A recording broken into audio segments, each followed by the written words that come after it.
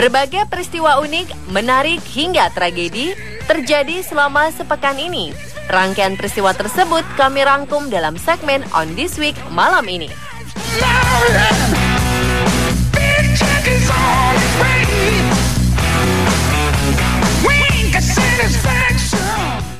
May the angels protect you, trouble neglect you, and heaven accept you. Anjing bernama Vigo ini jadi buah bibir publik Amerika Serikat. Dia sengaja menabrakkan diri ke bus yang sedang melintas supaya sang tuan, yakni pria tunanetra bernama Audrey Stone, selamat. Jumat lalu, Audrey berjalan bersama anjingnya itu, kemudian menyeberang jalanan kota Brewster. Naas, dari kejauhan, bus sekolah melaju dalam kecepatan sedang. Sopir mengaku tidak melihat pria 62 tahun itu menyeberang. Vigo yang saat itu berjalan di sebelah kiri tuannya segera berputar arah lalu menabrakkan diri ke ban depan bus. Pengorbanan Vigo membuat supir mengerem mendadak sehingga Audrey terhantam dalam posisi yang tidak fatal. Audrey hanya mengalami patah tulang pinggul, pergelangan kaki, siku, dan luka di kepala. Semuanya tidak ada yang serius. Anjing itu menerima sebagian besar benturan. Walau luka parah, Vigo berkeras tidak mau meninggalkan majikannya setelah kecelakaan. Vigo kini dirawat di rumah sakit hewan kota Brewster. Dokter meyakini anjing itu bisa pulih cepat.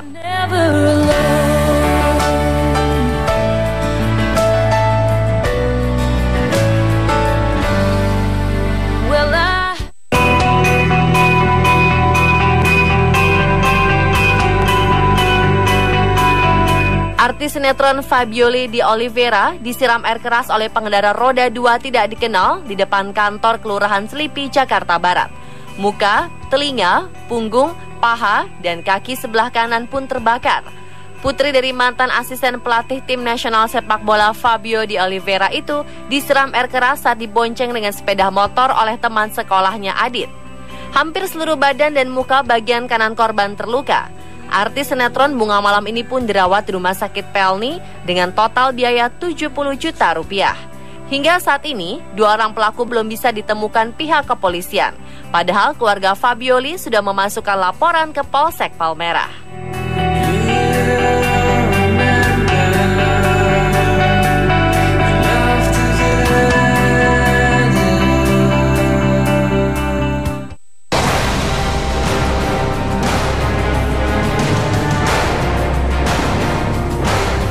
Dua orang remaja kehilangan lengan mereka akibat diserang ikan hiu di dekat pantai Oak Island, North Carolina, Amerika Serikat, Minggu 14 Juni waktu setempat.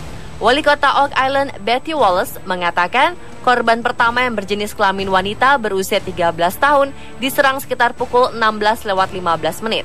Dan korban kedua berjenis kelamin pria berusia 16 tahun diserang 90 menit kemudian. Kedua korban diterbangkan ke rumah sakit New Hanover Regional Medical Center di Wilmington. Menurut juru bicara rumah sakit Martha Harlan, keduanya tiba dalam kondisi kritis. Keduanya harus kehilangan lengan mereka yang diamputasi oleh dokter karena luka-luka mereka. Sementara korban yang berjenis kelamin perempuan juga mengalami luka di kakinya yang mengakibatkan terjadinya kerusakan jaringan serius. Kedua korban yang namanya tidak diketahui tersebut saat ini berada dalam kondisi yang lebih baik. Kedua insiden itu terjadi pada saat pasang di sekitar Ocean Crest Pier.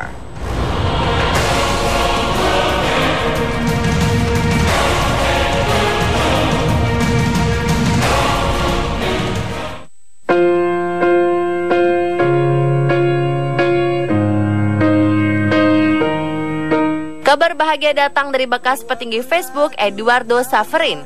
Salah satu dari 5 pendiri jejaring sosial raksasa itu bersama Mark Zuckerberg lebih dari 1 dekade lalu dikabarkan segera menikahi gadis keturunan Cina Indonesia bernama Elaine Andri Johnson yang lama tinggal di Singapura.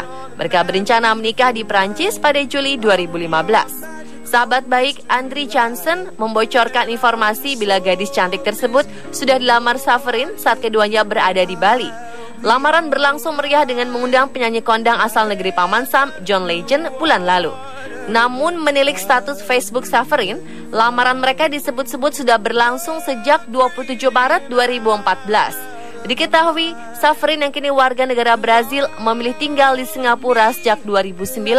Dia membuang status warga negara Amerika Serikat pada 2011 dengan tuduhan menghindari pajak. Kekayaan pria yang pernah ribut dengan Zuckerberg sampai keluar dari Facebook ini ditaksir mencapai 5,1 miliar dolar atau setara 67,8 triliun rupiah.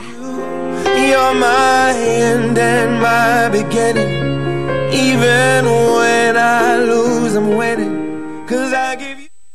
You can tell Gail if she calls that I'm famous now for all of these. Dalam perceraian pasti ada yang namanya tuntutan harta gonogini, yakni membagi sama rata harta yang dimiliki bersama selama menikah.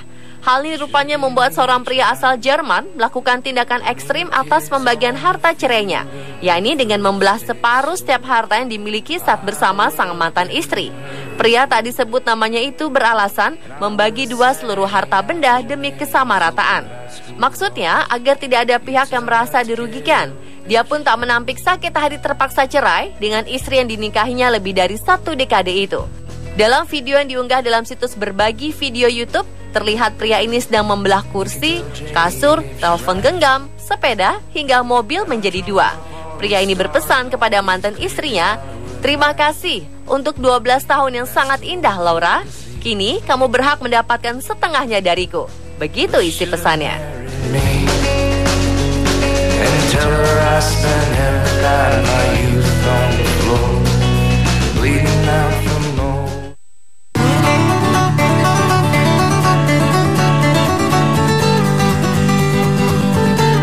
Jutaan lala capung ekor panjang atau Palingenia longicauda terbang rendah saat kawin massal di atas permukaan sungai Tisa dekat Tisainoka, Hungaria. Pemandangan ini merupakan fenomena langka yang hanya terjadi di setiap tahun di akhir musim semi sampai awal musim panas di negara tersebut. Fenomena ini hanya terjadi setiap tahun sekali di sungai Tisa di Hungaria.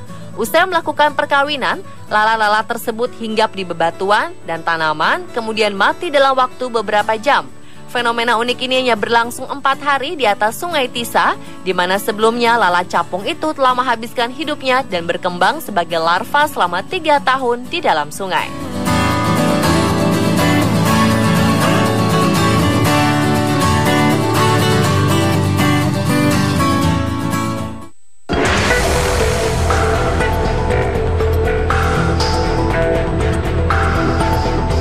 Para pencinta hewan tentunya tahu perayaan Yulin yang digelar tiap tahun di Cina.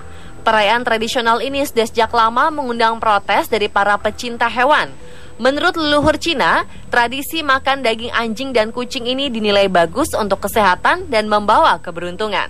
Pada tahun ini, Festival Yulin digelar pada tanggal 22 Juni, tepat pada musim panas. Lebih dari 10.000 anjing dan kucing akan dibakar dan dijual bebas di seluruh wilayah Cina. Memang daging anjing dan kucing secara umum bebas disantap oleh warga Cina, namun semua itu boleh dikonsumsi asalkan dari peternakan bersertifikat. Tapi dalam festival Yulin ini tidak diketahui dari mana anjing-anjing tersebut berasal. Bisa jadi para pedagang mencuri anjing yang terlepas milik orang lain. Perayaan makan anjing besar-besaran ini rupanya baru berjalan sekitar 25 tahun, tepatnya pada 1990. Cara mereka membunuh anjing-anjing ini juga amat sadis. Tentu saja perayaan ini membuat para pecinta hewan marah. Banyak dari mereka mengecam dan mengancam akan menuntut jika perayaan ini masih terus dilakukan. Dari sosial media, banyak sekali kecaman yang datang untuk menghentikan perayaan sadis ini. Kecaman itu tak hanya berasal dari luar Cina, bahkan dari dalam Cina pun warganya ada yang tidak setuju dengan perayaan di daerah Yulin ini.